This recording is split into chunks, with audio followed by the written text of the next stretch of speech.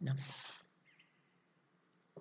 ¿Qué tal? Buenos días a todos. Vamos a iniciar esta tercera parte de el gran tema de la ascética. Estamos ahora iniciando lo que es la imitación de Dios. El Sermón de la Montaña nos invita a un ideal tan elevado que ya produce el vértigo de lo sublime. ¿Qué nos dice nuestro Señor? Sed pues vosotros perfectos, como vuestro Padre Celestial es perfecto. San Mateo 5:48.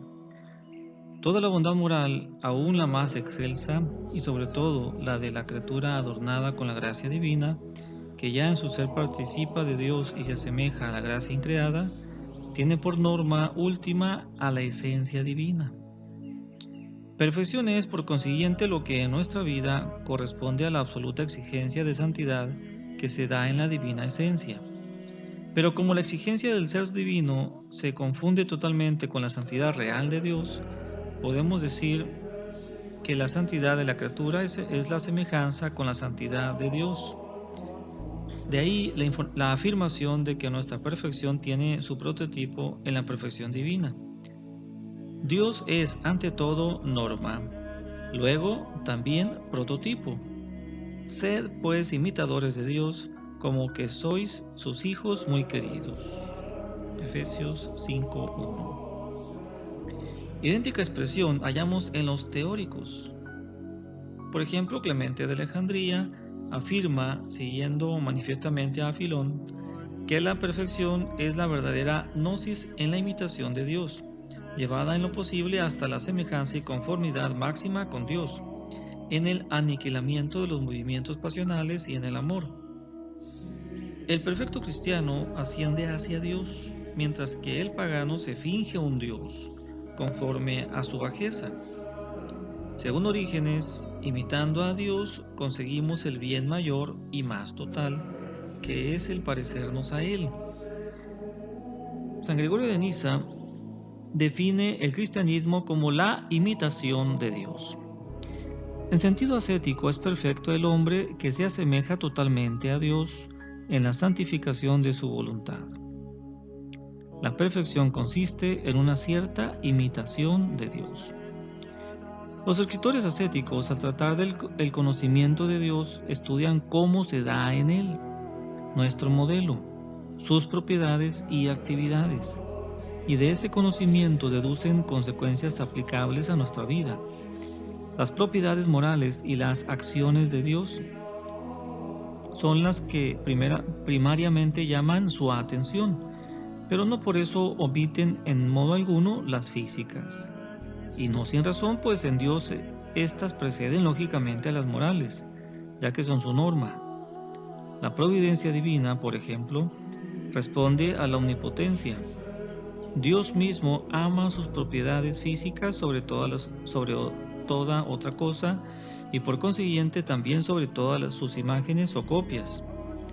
Además, la imitación de Dios que nos eleva hasta Él ha de extenderse a todo lo que nos sea posible. Así, imitando su absoluta suficiencia en el existir, plasmaremos nuestra personalidad moral. Imitando su inmensidad, imitaremos la amplitud de nuestro esfuerzo. Según su simplicidad, nuestra concentración y recogimiento. Según su actividad sempiterna, nuestra diligencia. Conforme a la grandiosa y franca inmanencia de su vida, nuestra interioridad. Conforme a su omnipotencia, la energía de nuestro querer, conforme a su eternidad, nuestra superioridad sobre los gozos y fines temporales, conforme a la misteriosa e inasequible Trinidad Santísima, nuestro conocimiento con toda verdad, certeza y amplitud, nuestro amor hasta la más sublime dávida, hasta la entrega y la unión más íntima. El antiguo opúsculo, escrito con un espíritu tan fervoroso como un contemplativo, está orientado por completo con miras a la imitación divina. Paso por alto algunas consideraciones generales sobre las grandes y conocidas perfecciones de Dios, y me detendré en algunos puntos de vista nuevos y sorprendentemente característicos. La inmutabilidad de Dios se expresa moralmente en nuestra estabilidad moral, sobreponiéndonos así a lo único que en nosotros parece ser invariable, nuestra continua variabilidad. La consideración de que Dios permanece siempre en imperturbable quietud, en profundo ensimismamiento, en poderoso amor de sí mismo, producirá en nuestra alma una imperturbabilidad semejante en lo que se refiere a nosotros mismos. La providencia de Dios debe enseñarnos a prever nuestras actividades, nuestros peligros y hasta nuestras cosas más mínimas. Sabemos que todo bien agrada a Dios y le desagrada todo mal, siempre y en todas partes. Por eso debemos nosotros amar todo bien cultivándolo en nuestras obras y evitar todo mal. Por desgracia, con cuánta frecuencia hacemos lo contrario. Cuando envidiamos a los demás, ¿no es verdad que el bien nos desagrada? Y muchas veces no miramos con complacencia y hasta prestamos nuestra cooperación a las malas acciones de los demás. ¿Qué otra cosa hacemos entonces sino confirmar que a nosotros no nos desagrada lo malo? Dios hace todas las cosas muy bien. A su imitación debemos empeñarnos en hacer siempre nuestras obras de la mejor manera posible, por los méritos de nuestro Señor Jesucristo, como lo desea la Iglesia militante y triunfante, y en el nombre del Creador, como si toda nuestra salvación, la alabanza de Dios y el bien del universo dependiera de esta misma obra, y como si nunca hubiésemos de repetirla y fuese la única que debiéramos ejecutar. Pero la realidad de nuestra vida con frecuencia es muy distinta.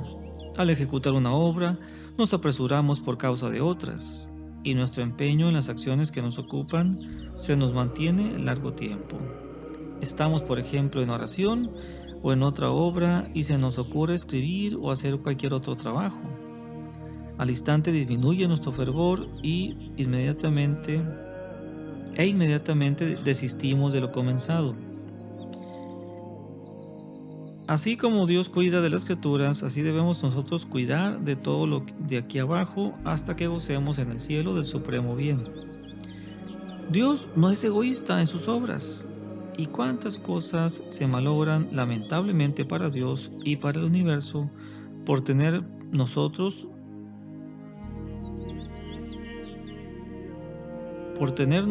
cuando obramos una finalidad que no es precisamente la bondad de Dios?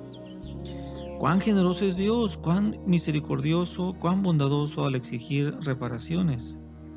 No desprecia a nadie por su fragilidad e indigencia natural. Distribuye las gracias según la disposición del corazón. Nosotros debemos por eso prepararle bien el nuestro y además imitarle en la prudente dispensación de los dones espirituales o temporales.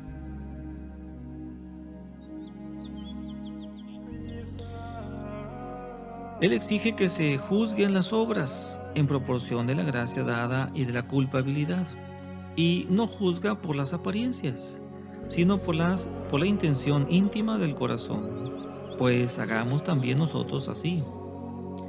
Dios es fiel, y en esto es nuestro modelo del cumplimiento de las promesas del bautismo y de las demás que hayamos hecho, y de la satisfacción de nuestras deudas para con los vivos y los muertos. No tiene en cuenta lo exterior de nadie. A su ejemplo, tampoco el cristiano debe tenerlo en cuenta, sobre todo el predicador, el confesor y el limosnero. Dios enseña paciencia. Nosotros debemos odiar los pecados del prójimo, pero al prójimo mismo debemos amarlo siempre interior y prácticamente. Dios no se deja guiar exclusivamente ni por la justicia ni por la misericordia y muestra su longanimidad. Nosotros, en cambio, clamamos por la venganza y no podemos esperar el entierro del malvado. Dios no recuerda al justo el mal pasado, mientras que al penitente le trae a la memoria el bien antes practicado. A nadie juzga lo bueno o malo que hará en tiempos futuros, y castiga tan solo una vez.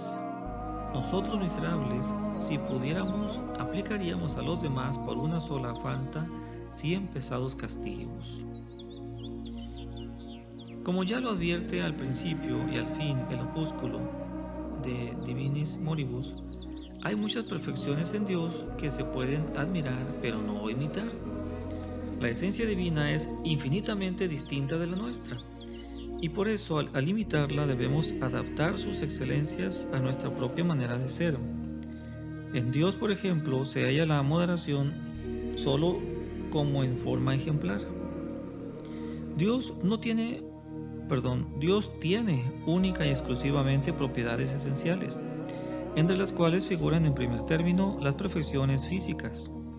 Nosotros debemos, con la gracia divina, imitar esa eminente superioridad de Dios, pero no podemos hacerlo más que en la línea moral, y aún en ella es muy reducido el ámbito de nuestras posibilidades, porque toda acción divina está sellada por la intransferible trascendencia de Dios, causa suprema, cuyo obrar es en sí subsistente, sustancial, extensiva e intensivamente infinito, inmutable, productor de toda la santidad creada.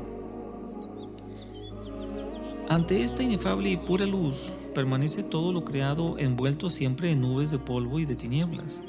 Por eso confesamos en la gloria, tú solo santo. Y Jesús mismo expresó, uno solo es bueno, Dios. Su palabra, perfecto como el Padre, no reclama igualdad, sino tan solo semejanza. Sería absurdo de parte nuestra, como lo expone en capítulo aparte y largamente con Brecius, emular los intransferibles rasgos característicos de Dios, reparar en sus grandes atributos de majestad y omnipotencia, y descuidar precisamente las perfecciones que han sido propuestas a nuestra imitación.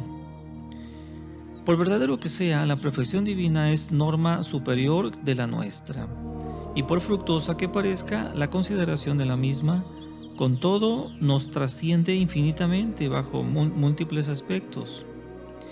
Por eso, al definir la perfección por ella, si lo queremos hacer exactamente, hemos de limitar el concepto, diciendo que es la mayor semejanza moral posible con Dios, la mayor aproximación posible a la santidad divina, ya que lo único a que podemos aspirar es a obrar en nuestro reducido círculo de criaturas de un modo semejante al que Dios en su inmensidad a proceder como procedería Él si fuera hombre. Aquí vislumbramos ya la imitación de Cristo. Hasta aquí terminamos por el día de hoy. Si tienen preguntas, comentarios, pues aquí nos lo dejan escritos. Gracias.